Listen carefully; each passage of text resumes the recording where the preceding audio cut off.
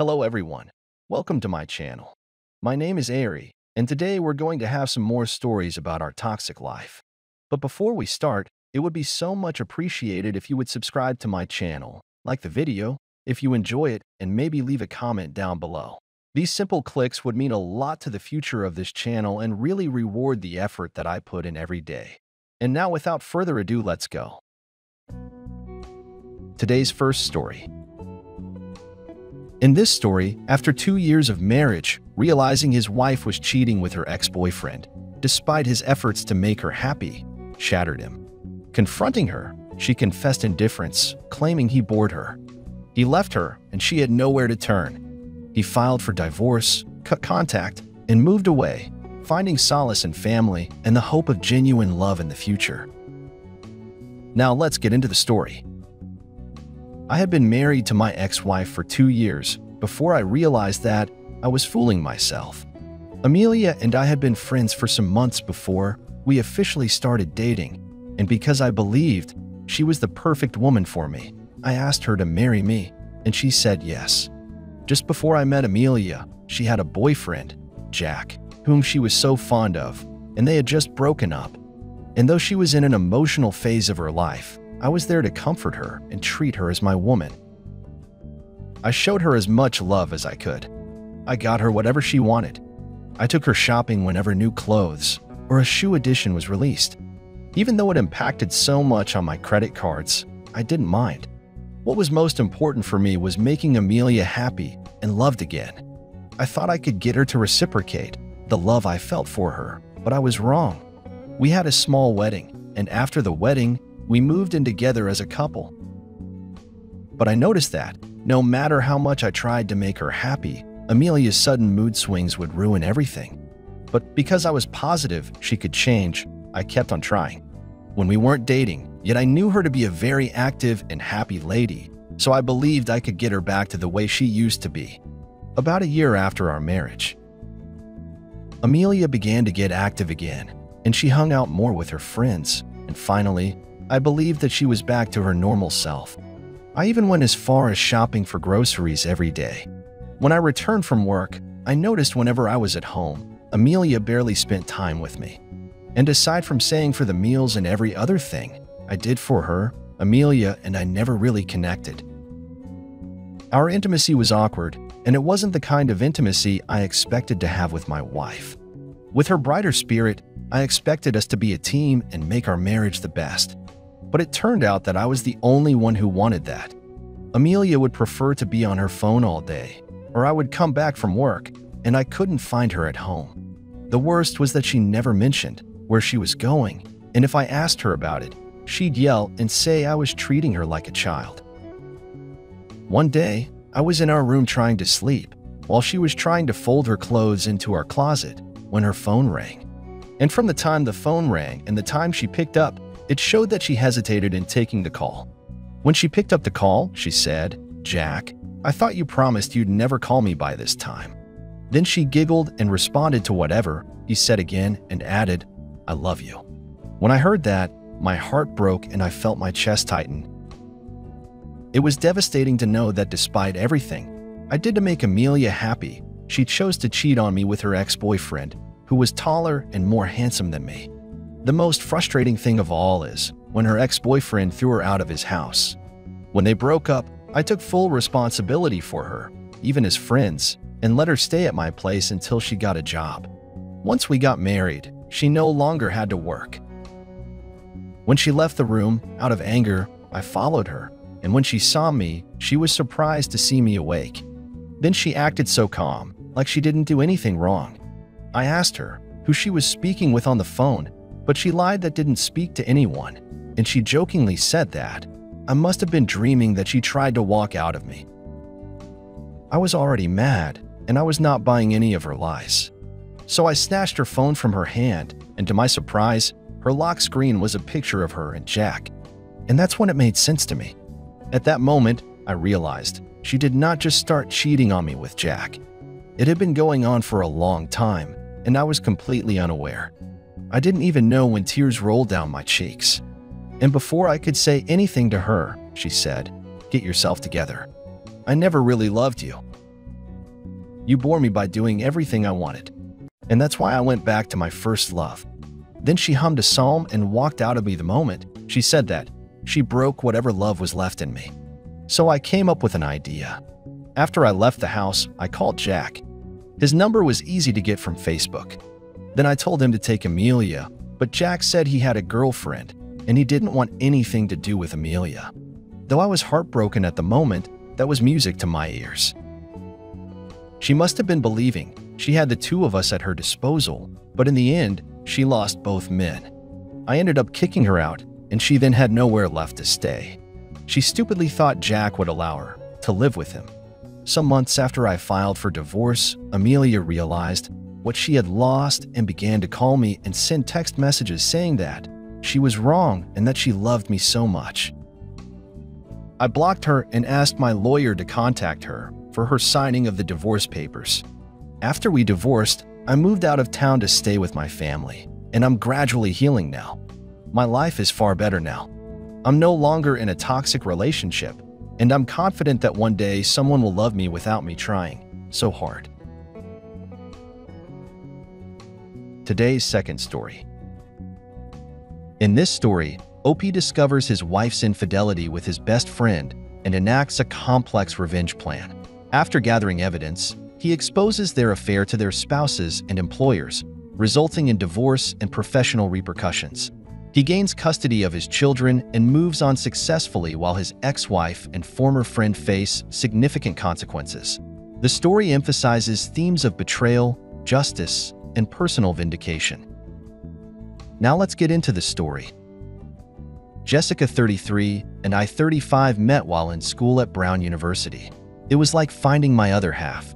We both had dreams of impacting the world and making it a better place by becoming medical professionals. She wanted to be an ER nurse, while I wanted to open my own practice.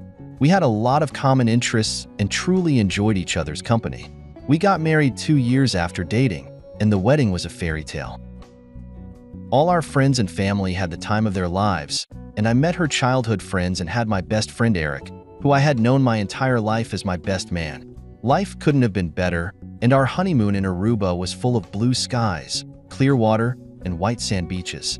Once I graduated from med school, we moved back home to Akron and got the house of our dreams. 6 bedrooms, a glorious pool, and a garden that she was so proud of. We began thoughts of having a family and started to talk about having kids. Joseph and Kate, our fraternal twins, were born shortly after that. The joy of having children was something that I never thought I could experience, and Jessica truly shined through her parenting skills. Fast forward to 6 months ago. My practice was booming. Joseph and Kate were 5 and enrolled in the private prep school of our dreams. Life was finally feeling like it had a plan, and I couldn't be more content. That is until Jessica started getting called into the ER for extra shifts because of the nurse shortage. Her shifts kept getting longer and longer. As time went on, I started to feel like she was spending more time working than at home with us. Around this time, I noticed that Jessica seemed to have more perfume and makeup on than usual. She would be in a rush when she left the house, came back late from her shift, and slipped into bed. When I asked her about it, she said that her patients needed her and that she had to fulfill her duties. I thought it was strange, but just figured she was super dedicated to her job, since that's the kind of person she is. One evening, I secretly hired a nanny to watch the kids, got in my car, and followed Jessica to work. As I watched her walk into the ER, I noticed that instead of taking a left and going to her station, she took a right and entered the cafeteria. I was so curious that I decided to follow her, and then that's when I saw Eric, my best man and lifelong friend who was an ER doctor. I told myself that they worked together, and this was nothing out of the ordinary, but what happened next had my heart racing. Eric told her that his shift was almost over and that they would slip out quietly and head to the hotel. Turns out that she didn't have a shift to work that night, and Eric and her would be evaluating each other's bedside manner. The worst part of it all was that Eric had been married for 10 years and had 3 beautiful children. I was so angry. I wanted to confront them both, but couldn't break myself to do it. Instead, I got in my car and followed them to the hotel. Once I got there, I found out which room they were in and proceeded to wait in the car for another 30 minutes. At that point, I went into the hotel, up the elevator, and stood silently outside of their room. I pressed my ear to the door to hear what was going on inside, and what I heard made me sick. Let's just say it sounded like a disturbed version of the game Twister. What I thought was a beautiful love story had become twisted. How could the woman I married and the man I trusted pull something like this? I then walked away, still not able to process the truth of what was happening. As I got to the end of the hall, I heard Jessica scream out, "I love you," and my stomach dropped. I drove home and at that moment knew that my life had just changed forever. How could something so pure be turned into something so disgusting? The logical move was to confront Jessica, get her side of the story, and go from there in a civil way. But something in me must have broken when I felt that betrayal, and I decided to go about it in the most vicious way possible. I developed a plan to completely ruin the lives of both my wife and my double-crossing best friend. All the pieces were in place, and both had a huge amount to lose. In the end, I'd be out of a marriage, but at least I could have the satisfaction of knowing that justice had been served. The next morning, I quietly put on my coat and walked out of my house without a word to anyone. I knew the kids would be in school for the next 7 hours, and Jessica would be at work with Eric all day. I first wanted to let Eric's wife know exactly what was going on. I called her and told her everything, which I figured would result in her calling Eric to confront him. Word must have spread quickly, because 30 minutes later, Jessica began calling me. I missed 5 of her calls, because I had decided to go to the HR department of the hospital where her and Eric worked and told them everything. Given that there was a strict no relationships policy, it was a huge violation of their contracts. They thanked me for the information, and I drove to my attorney's office. At that point, all the pieces were in place, and the fireworks were ready to go off. For the first time since hearing them in the hotel room, I felt a smile spread across my face and a sense of justice penetrating my soul. When I arrived home, Jessica was standing in the driveway, crying hysterically, shouting that she was sorry. I confronted her, saying that I had a very busy morning and pretended to not know what she was talking about. As I asked her what was wrong and comforted her, her crocodile tears suddenly stopped. She looked at me with an expression of disbelief that I had gone about this in such a twisted manner. At that moment, I winked at her and said, "I am a doctor, and I believe that this treatment plan is the proper course of action." The tears started flowing again, and she chased me into the house, continuing to apologize. She begged to explain her side of the story in frenzy. I was just about to give her the chance to elaborate when her phone rang. It was her dad, and little that she knew that the games were just beginning. All I heard for the next 10 minutes was her father yelling at her about how she had no loyalty. Little had she known that I sent the audio recording to her parents as I pulled up to the house, and they happened to love me and the life that I had provided for her and the children. While her father screamed at her, I got a phone call from Eric, who was furious at me. He swore up and down that nothing had happened and that I was totally wrong. And at that moment, I sent him the audio recording as well. His wife had already heard it, and he did not stand a chance. The anger began to give way to a tearful apology from him, and he knew that his marriage was over and that he would lose custody of his children. I signed off, asking him if slapping my wife's but was worth the price he had paid, and he silently hung up.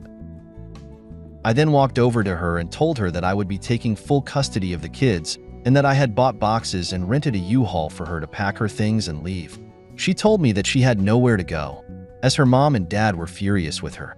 I replied, "That's too bad, but you should have thought of that before you decided to screw around on me." I suggested that she stay at Eric's, but then remarked that he was kicked out of the house as well. At that point, I asked her to start packing and took a deep breath as she slowly walked away, completely defeated. On the way out, she made a few attempts at reconciling, but I stood firmly and without hesitation. I had won the battle, and there was nothing more to be said.